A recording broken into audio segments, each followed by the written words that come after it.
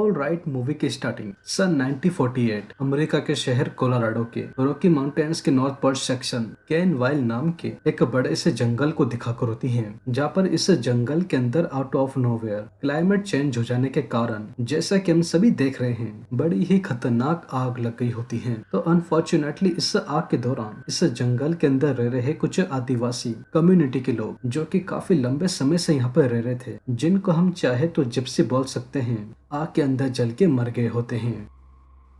तो अब सीन उस इंसिडेंट से तकरीबन फिर से घूमकर उसे ही जंगल के अंदर फोकस होता है, जहाँ पर हम सभी ही इस जंगल के अंदर एक फ्रैंक एंड मेरी नाम के ओल्ड कपल को देख पाते हैं, जो कि वो दोनों ही एग्जैक्टली रॉकी माउंटेन्स के द नॉर्थ पॉइंट सेक्शन के एरियाज के आसपास बैठकर, जहाँ पर आज से 30 साल पहले आग लगी थी, ठीक उधर ही बैठकर ये कपल कैंप फायर करते हुए साथ में बैठकर खाना खा रहा होता है। तो उस कपल के ऐसे खाना खाते वक्त हम सभी ही ठीक इनके पीछे मौजूद झाड़ियों की तरफ किसी इंसान को देख पाते हैं, जिसका चेहरा हम अभी के लिए नहीं देख सकते, बट आगे डेफिनेटली देखेंगे। वो इंसान बस झाड़ियों के अंदर बैठकर फ्रैंक एंड मैरी को ही देखे जा रहा होता है। वेल, अब वो इंसान आखिर में क्यों और किस लिए उस कपल को ऐसे देखे जा रहे हैं, तो इस बारे में आप सभी को अभी थोड़ी ही देर में अपने आप ही देखकर पता चल जाएगा। तो बस मीनवाइल फ्रैंक एंड मैरी के खाना खाते ही मैरी वो झूठे बर्तन उठाकर पास में ही मौजूद लेक के पास उनको धोने के लिए ही जा रही थी, और वहीं दूसरी तरफ फ्रैंक वो अपनी कुल्हाड़ी से कैंप फायर की आग के लिए लकड़ियां ही काट रहा था। तो तभी ही उसे ही वक्त मैरी को नदी की तरफ जाते दौरान अपने हस्बैंड फ्रैंक की बहुत ही तेज की चिल्लाने की आवाज सुनाई देती है। तो उस आवाज को सुन मैरी वो तुरंत ही हाथ में पकड़े हुए बर्तनों को जमीन पे पटक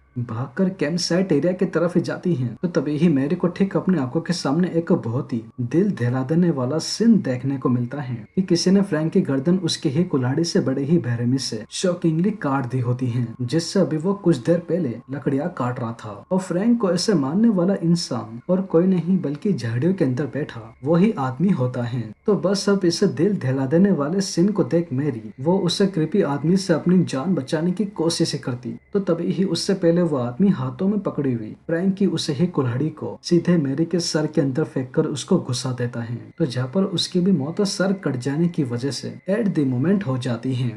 अब दोस्तों, मैंने आप सभी को ये होल इंटायर सेगमेंट इसलिए बताया है क्योंकि आगे चलकर यही चीज हम सभी के ही बहुत काम आने वाली है, क्योंकि अभी तक हमने जो भी देखा है ये तो बस इस मूवी का इंट्रो ही था।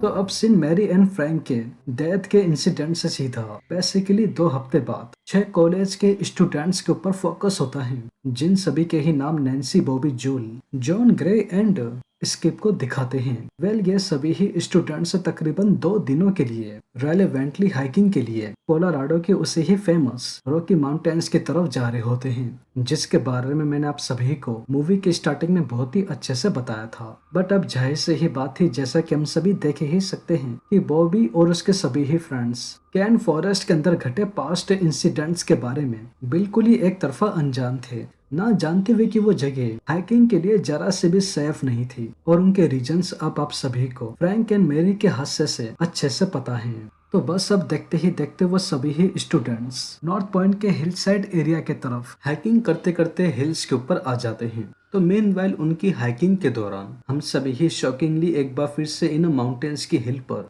उसे ही क्रीपी इंसान को देख पाते हैं, जिसने बड़े ही बेरहमी से फ्रैंक एंड मैरी को मारा था। वो इन झाड़ियों के अंदर छुपकर बॉबी ग्रेग और उसके दोस्तों को काफी देर से बड़ी ही चालाकी से छुपकर देखे जा रहा होता है। बट उन स्टूडेंट्स को इस बारे में बिल्कुल भी पता नहीं होता कि कोई उनको स्टॉक कर रहा है। वेल, अब वो आदमी ग्रेग और उसके दोस्तों को आखिर में ऐसे क्यों देखे जा रहे हैं, तो इस बारे में आप सभी को भी थोड़ी ही देर में अपने आप ही पता चल जाएगा।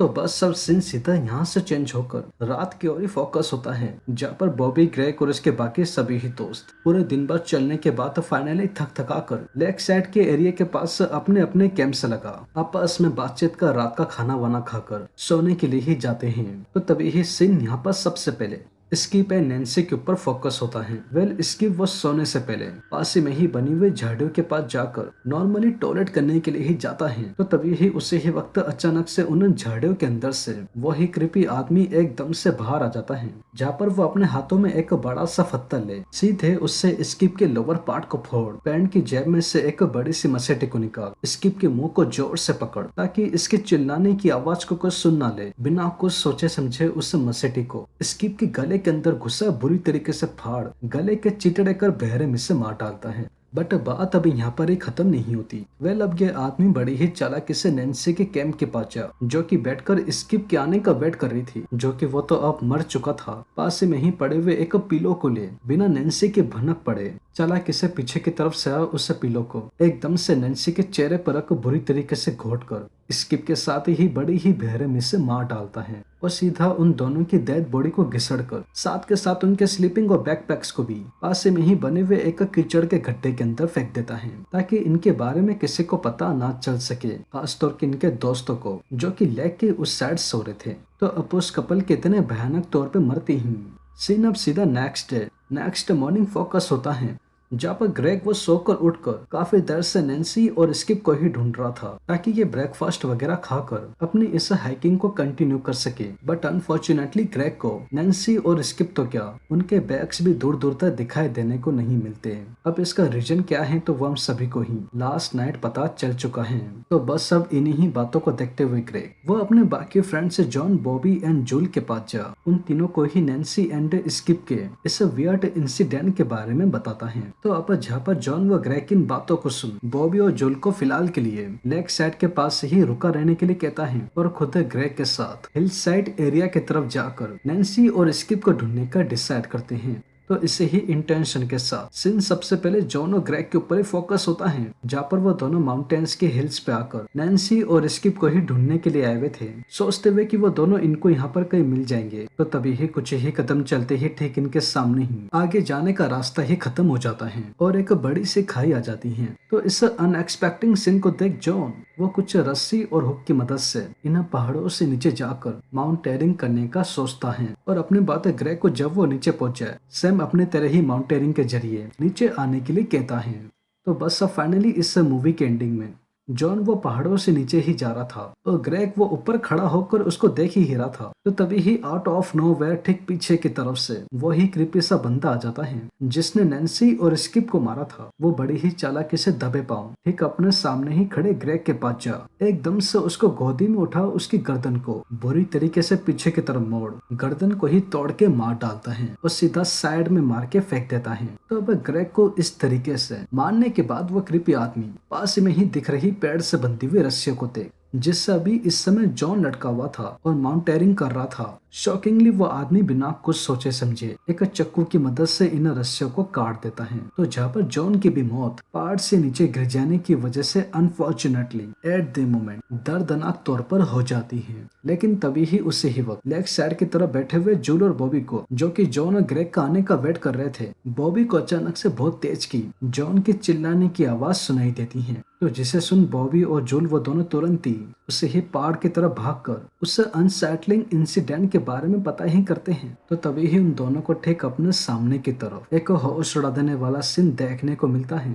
कि किसी ने ग्रेग की गर्दन को तोड़कर बड़े ही बेरहमी से मार रखा था। तो बस अब इस शॉकिंग सीन को देखते हुए बॉबी और जूल वो इस बारे में कुछ करती ही तो उसे ही वक्त हम सभी ही इस मूवी में पहली बार उसे ही क्रीपी आदमी को देख पाते हैं जो कि ग्रेग और बाकी सभी को ही बेरहमी से मारता हुआ आ रहा था, जिसका पूरा का पूरा चेहरा बहुत ही बुरी तरीके से जला हुआ था क्योंकि ये आदमी और कोई नहीं बल्कि आज से 30 साल पहले लगी इसी ही जंगल के अंदर आग से जलकर बचने वाला जिप्सी होता है। तो बस अब होना क्या था, इसे क्रीपी आदमी को देख जूल और बॉबी वो दोनों ही अपनी जान बचाकर पहाड़ से नीचे की तरफ ही भाग रहे थे। तो तभी ही भागते भागते जूल का पैर अचानक से एक फंदे के अंदर फंस जाता है जो कि उसी ही आदमी ने लगाया था। तो जूल वो उस फंदे में फंसते ही एक बड़े से कांटे वाले पेड़ से टकरा जाती है जहाँ पर उसके आंखों और चेहरों में कांटे घुस जाने के कारण मौत हो जाती है। तो अब जूल को ऐसे मरता हुआ देख बॉबी वो लाचार होते हुए उस आदमी से अपनी जान ही बचाती, तो तभी ही उससे पहले वो कृपी आदमी पहाड़ की तरफ से एकदम से भागता हुआ जोर से कस के धक्का दे बॉबी को पेड़ के पास गिरा। एक ही झटके में उसकी ब्रेस्ट के वहां से पकड़ बॉबी की पूरी स्किन को पेड़ से लेकर गर्दन तक खींचकर उखाड़ देता है। तो जहाँ पर बॉबी की भी मौत उस कृपी आदमी के हाथों हो जाती है। और बस इसी के ही साथ हमारी ये मूवी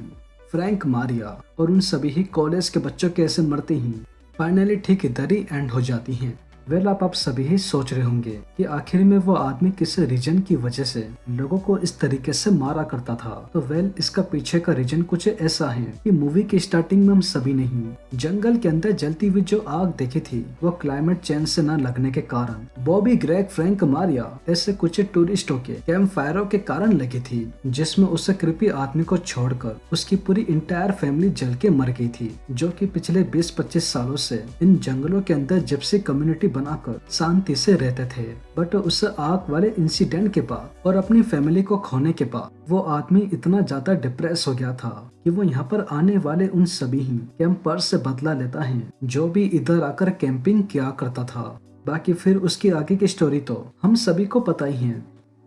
तो वेल दोस्तों यही थी द प्रे मूवी की एक्सप्लेनेशन एंड आई होप आप सभी को ये वीडियो जरूर पसंद आई होगी। और अगर वीडियो पसंद आई हो तो चैनल को सब्सक्राइब किए बिना और वीडियो को लाइक किए बिना बिल्कुल भी मत जाइएगा, क्योंकि मैं अपने आने वाले वीडियो में ऐसे ही और मूवीज के एक्सप्लेनेशन लेकर आता रहूंगा। तो तब तक के लिए take care and peace out.